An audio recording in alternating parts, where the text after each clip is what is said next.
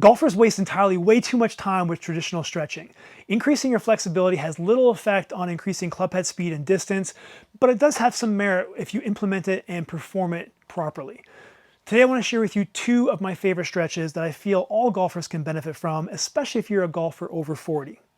Hi, I'm Nathan Jackson. I'm a golf strength and conditioning coach and nutritionist. We're here today in the Golf Fitness Dungeon. It doesn't always look pretty, but it's where we get after it and we get shit done. Now, the benefits of stretching is psychological and physiological. Unfortunately, it's mostly psychological, and hear me out. So when you stretch afterwards, yes, you feel great. I've stretched, I felt amazing afterward, absolutely. However, the physiological benefit is not there. Even if you stretched and held your stretches for 5 to 10 minutes, which I know none of you are doing, but even if you did that, you still only have roughly a 30-minute window of this increased range of motion that you experience. So that makes it a very little physiological benefit in my books. Now, there's still merit to stretching. It's just when you're going to do it. And so I've always been a big proponent of stretching after exercise. And now working with golfers after practicing on the range or after playing rounds. And then me being 47 years old, in the last year and a half, I found myself stretching more and more after sessions.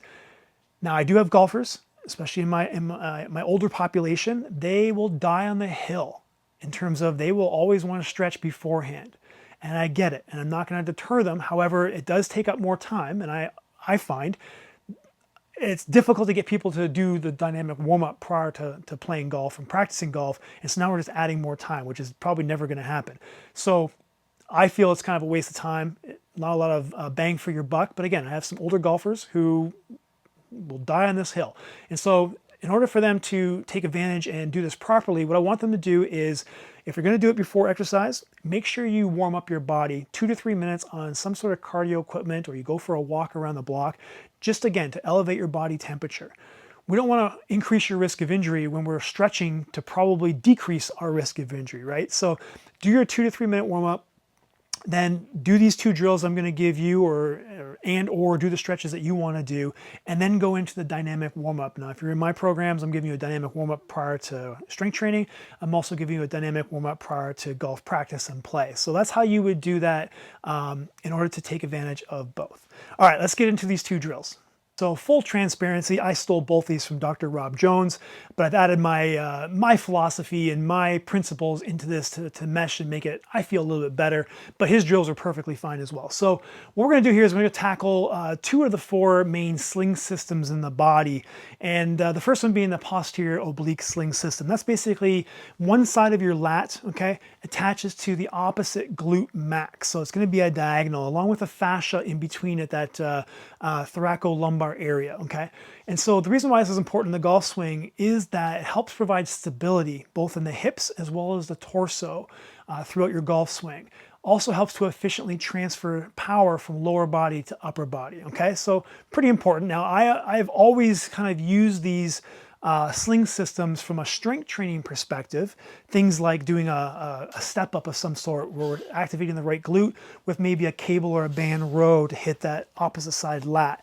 So I've been doing this from a strength perspective, but never really done it from a stretch perspective, and I absolutely love it. So high attachment point with a band. We're gonna need some sort of bench or box in this case.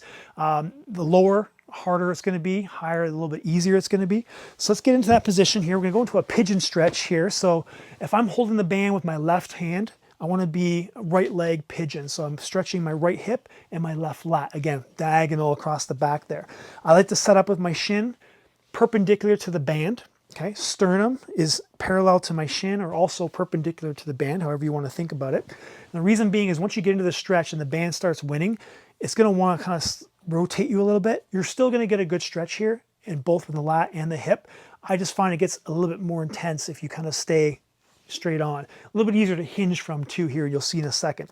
No matter what height your box is, if you still feel a little bit of tension in the knee or this is very uncomfortable for you, 2 things. You can prop up your hip a little bit. So you can take that blue pad there or a folded up towel, place it under your hip to prop you up a little bit, or even just place that underneath your knee. So again, you're just raising up that knee a little bit there to provide a little bit more comfort. Okay, so from here, nice and tall, good stack of thorax on top of pelvis. Breath in, exhale, let the band win, and just kind of pull this arm out of the socket without your torso rotating, so staying facing forward. And then from here, breath in, good 360-degree breath. You're gonna expand your rib cage front to back, side to side. And then as you exhale, I want you to hinge forward. Now, don't lose your connection, so no rounding. So stay nice and tall, just hinge forward.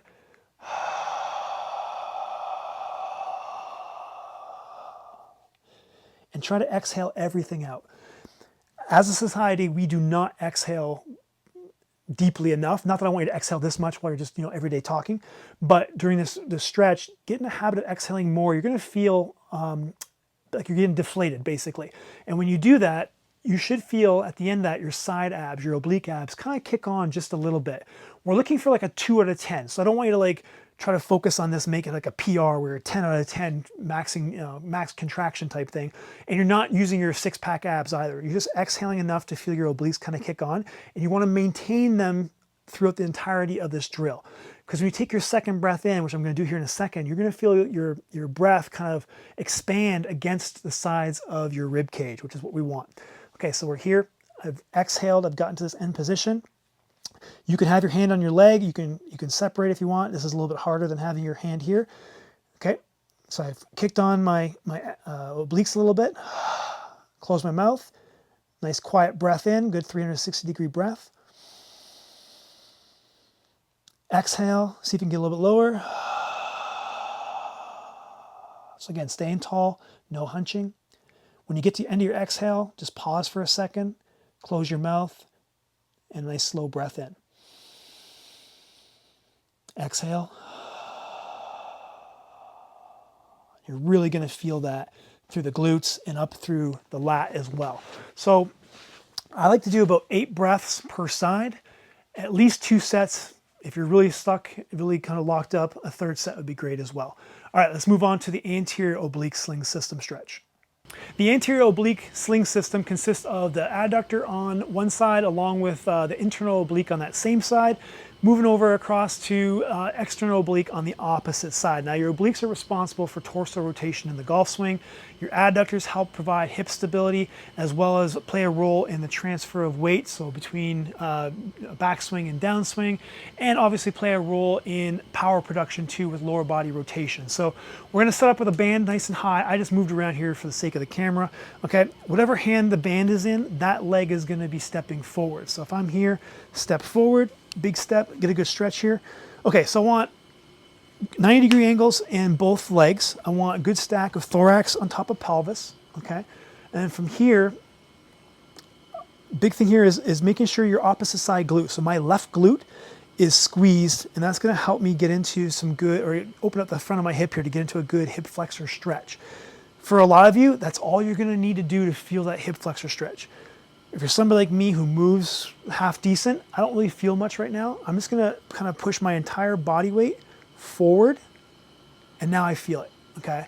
So notice how I moved everything forward. What I didn't do was kind of crank on my low back to get there. Like I feel that, but I also feel my low back in this position. So stay tall, good stack of thorax on pelvis. If this doesn't, once you squeeze your glute, if you don't feel it enough, go ahead and push your entire body weight forward. Now I feel it. Okay, so from here, I want to let the band win and see if I can just kind of let open up my chest here by letting my arm get pulled. I like to take my free hand here, place it on the outside of my leg just for stability. And then with my neck or my head, look over my lead shoulder. Okay, so that's gonna open up basically the front part of my neck here as well, okay? So from this position here, similar to before, close your mouth, nice quiet inhale through your nose, good 360-degree breath. You're filling your torso front to back, side to side. Then a big exhale. Get everything out until you feel your obliques kick on. Pause for a second, close your mouth, keep that engaged, or obliques engaged, breathe in. Exhale, see if you can reach a little further, get a little more rotation.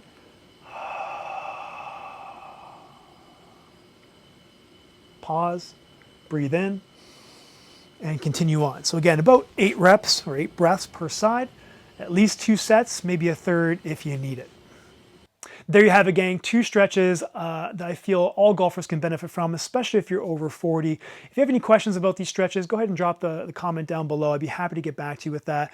I'd be really appreciative if you like this video and you venture over and find the sweet spot of that subscribe button. That way you don't miss any future videos. And just as a reminder, I'm running a free 14-day challenge for golfers. If you're a golfer who struggles with mobility or stability, range of motion, or getting a bigger turn, core strength and control, and even a little bit of behaviors around food, this is a perfect opportunity for you to get some coaching for free. And so if you're interested in that, I'm running it between August 19th, which is a Monday, to Sunday, August 31st. This is 2024. If you happen to catch this video and it's past that time, I run these about once every quarter or so. So if you want to stay tuned or be in the know of the next one, go ahead and look at the links down below and find the Par 5 Friday newsletter. Sign up for that. Every Friday, I send you a quick email that has 5 tips, 2 training tips, 2 nutrition tips, and 1 quote. And I also let you guys know, you guys will be the first to know if I'm running any challenges, there's any openings in my signature Bombs to Birdies program, any masterclass or free resources I'm giving away. You guys will have first access to that. So if you guys are interested in this challenge, definitely let me know down below. Sign up for that newsletter. You can find out more information about it there.